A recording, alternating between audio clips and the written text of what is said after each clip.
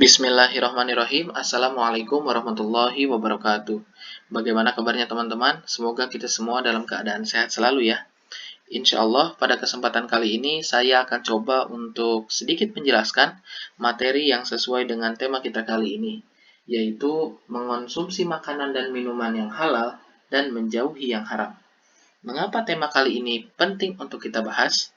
Karena pada dasarnya semua hal dalam kehidupan kita ini sudah ada aturannya oleh Allah Subhanahu wa taala, termasuk halal dan haramnya suatu makanan maupun minuman. Oleh karena itu, sebagai muslim yang baik, penting bagi kita untuk mengetahui mana saja makanan ataupun minuman yang halal dan juga yang haram. Karena apabila kita sudah mengetahuinya, diharapkan ke depannya kita bisa senantiasa mengamalkan perintah dari Allah Subhanahu wa taala tersebut, semata-mata agar menjadikan diri kita menjadi pribadi yang lebih baik. Nah, berbicara seputar halal dan haram, di Indonesia ini kita sebagai seorang muslim akrab dengan istilah carilah makanan yang halalan dan thayyiban. Halal dan thayyib ini terdiri atas dua kata, yaitu halal dan juga thayyib. Halal berarti dibolehkan berdasarkan ketentuan syariat Islam, sedangkan thayyib berarti baik, bernutrisi, bergizi, dan juga menyehatkan. Nah, kita sebagai seorang muslim dituntut tidak hanya mengonsumsi makanan yang baik, bernutrisi, bergizi, dan menyehatkan saja, melainkan kita juga harus memperhatikan bahwa makanan yang kita konsumsi ini dibolehkan berdasarkan syariat Islam. Jadi bisa dipahami ya, bahwa kita sebagai seorang muslim mesti memperhatikan makanan yang akan kita konsumsi. Bukan saja makanan tersebut baik, bernutrisi, bergizi, dan menyehatkan, melainkan kita pun harus menjamin bahwa makanan yang kita konsumsi sebagai asupan sehari-hari ini dibolehkan berdasarkan syariat Islam. Nah, pada kesempatan kali ini, saya akan membahas terlebih dahulu mengenai makanan halal. Secara sederhana, teman-teman bisa pahami bahwa makanan halal ini ialah makanan yang boleh dimakan menurut ketentuan syariat Islam. Jadi, apapun makanannya yang dibolehkan dalam syariat Islam, maka makanan tersebut ialah makanan yang halal. Seperti itu. Lantas, di sini mungkin teman-teman bertanya, bagaimana kita menentukan bahwa makanan tersebut halal untuk kita konsumsi? Nah, perlu diketahui bahwa terdapat kriteria kehalalan pada sebuah makanan. Apabila telah tercakup kriteria tersebut, maka dapat dikatakan makanan tersebut telah halal. Apa saja yang perlu kita ketahui? Nah, terdapat 3 kriteria kehalalan ya untuk menentukan apakah makanan tersebut layak dimakan oleh kita sebagai seorang muslim. Yang pertama, halal dari segi wujud ataupun zatnya. Yang kedua, halal dari segi cara mendapatkannya. Dan yang ketiga, halal dalam proses pengolahannya.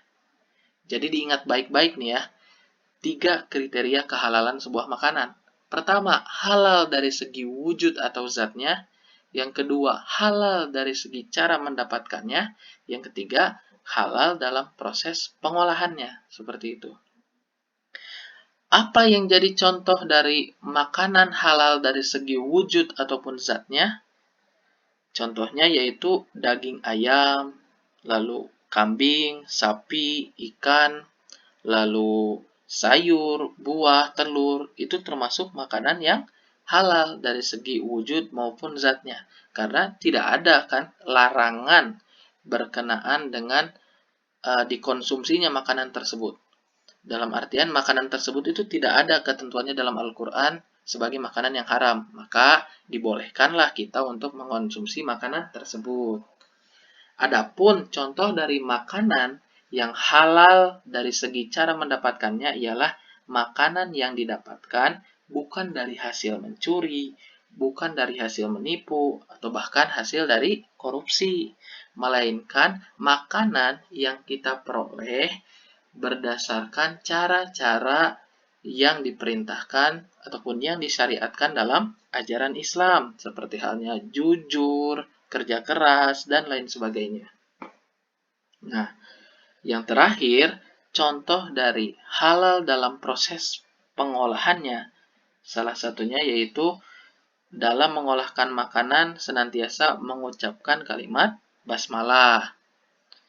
Karena sebagaimana yang terdapat di dalam Quran Surat Al-Baqarah ayat 173 dijelaskan bahwa sesungguhnya Allah mengharamkan bagimu bangkai, darah, daging babi, dan hewan yang ketika disembelih menyebut nama selain Allah.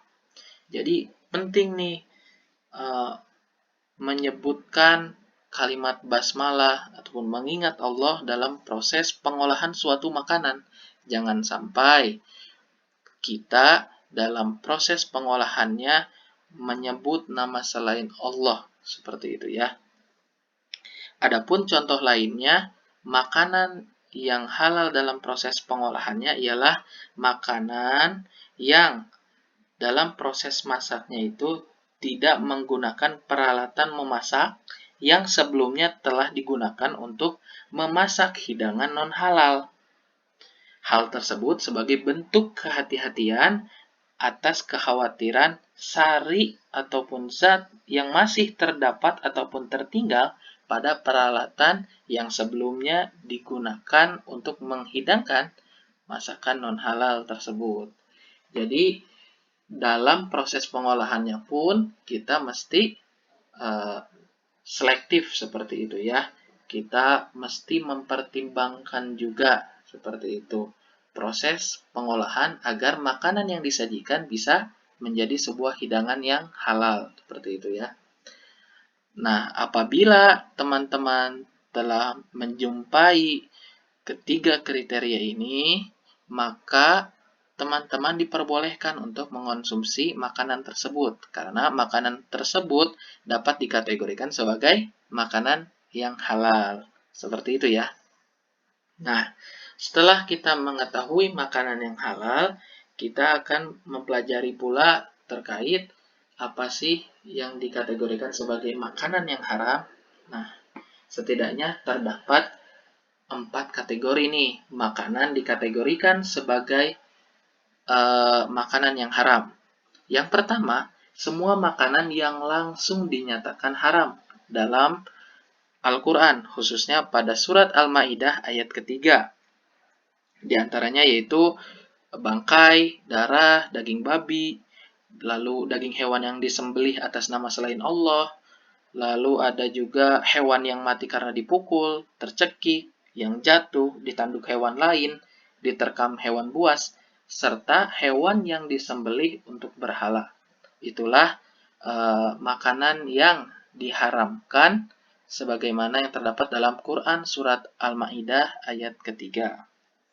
Lalu, yang kedua, suatu makanan dikategorikan haram apabila makanan tersebut mendatangkan mudarat atau bahaya terhadap kesehatan badan, jiwa, akal, moral, dan juga akidah. Sebagaimana yang tertuang dalam Quran Surat Al-A'raf ayat 33. Jadi, apabila makanan tersebut mendatangkan bahaya, maka jangan sampai kita konsumsi. Yang ketiga, makanan dikategorikan haram apabila makanan tersebut kotor dan menjijikan. Sebagaimana yang terdapat dalam Quran Surat Al-A'raf ayat 157. Dan yang terakhir, suatu makanan dikategorikan haram apabila makanan tersebut didapatkan dengan cara yang batil, seperti halnya mencuri, lalu makanan tersebut didapatkan dari hasil memalak, seperti itu. Makanan tersebut didapatkan dari hasil menipu, itu tidak diperkenankan ya. Karenanya makanan yang akan kita konsumsi, harap betul-betul kita perhatikan. Jangan sampai makanan yang kita dapatkan termasuk dalam kategori makanan yang diharamkan. Nah, setelah kita membahas perihal makanan yang halal dan haram, alangkah baiknya bila kita pula mengenal terkait minuman yang halal dan juga minuman yang haram. Nah, berbicara seputar minuman yang halal, secara sederhana dapat kita pahami bahwa minuman halal ini merupakan minuman yang diperbolehkan menurut ketentuan hukum syariat Islam. Jadi sama seperti makanan halal ya. Minuman halal ini selama diperbolehkan dalam syariat Islam, maka boleh untuk dikonsumsi seperti itu. Adapun jenis minuman yang halal ialah minuman yang pertama tidak memabukkan, yang kedua tidak mendatangkan mudarat ataupun mendatangkan keburukan, yang ketiga tidak najis, dan yang terakhir didapatkan dengan cara yang halal.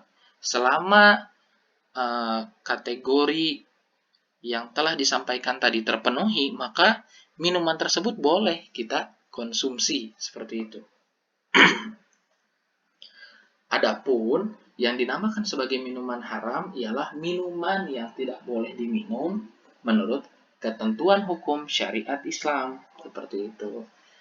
Jadi apapun yang dilarang di dalam syariat Islam tidak boleh kita minum. Apa saja minuman tersebut? Yang pertama, minuman yang memabukkan, dikenal dengan istilah khomer. Lalu, yang kedua, minuman yang berasal atau terkena benda najis. Ini pun dilarang untuk kita minum ya. Lalu, yang terakhir, minuman yang didapatkan dengan cara batil ataupun tidak halal. Jadi, penting bagi kita untuk senantiasa selektif pula, tidak hanya dalam memilih makanan, begitu halnya dengan memilih minuman. Karena keduanya ini merupakan asupan kita sehari-hari. Karenanya penting bagi kita untuk menjaga dengan baik agar apa yang masuk ke dalam tubuh kita merupakan sebuah hal yang baik pula. Seperti itu. Itu saja kira-kira yang bisa saya sampaikan berkenaan dengan materi makanan dan minuman yang halal maupun haram. Semoga dengan kita mempelajari materi kita kali ini, kita senantiasa tergugah untuk kedepannya mengonsumsi makanan yang halal, seperti itu ya. Karena dengan kita mengonsumsi makanan yang halal, kita senantiasa mentaati perintah Allah Subhanahu wa Ta'ala. Apa itu? Yaitu dengan turut menjaga kesehatan badan kita. Karena tidak bisa dipungkiri, menjaga kesehatan diri ini termasuk ke dalam maqasid syariah ataupun menjalankan syariah Islam.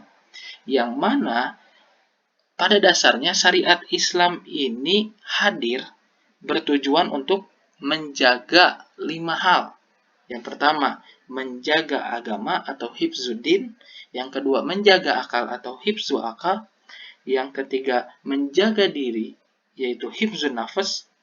Menjaga harta, yaitu hifzul mal. Dan juga menjaga keturunan, hifzun nasal.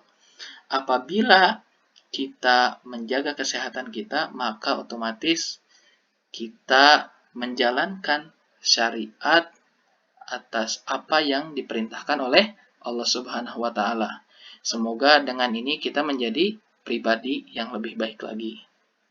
Itu saja yang bisa saya sampaikan. Mohon maaf apabila terdapat kekeliruan, kesalahan, dan lain sebagainya. Wassalamualaikum warahmatullahi wabarakatuh.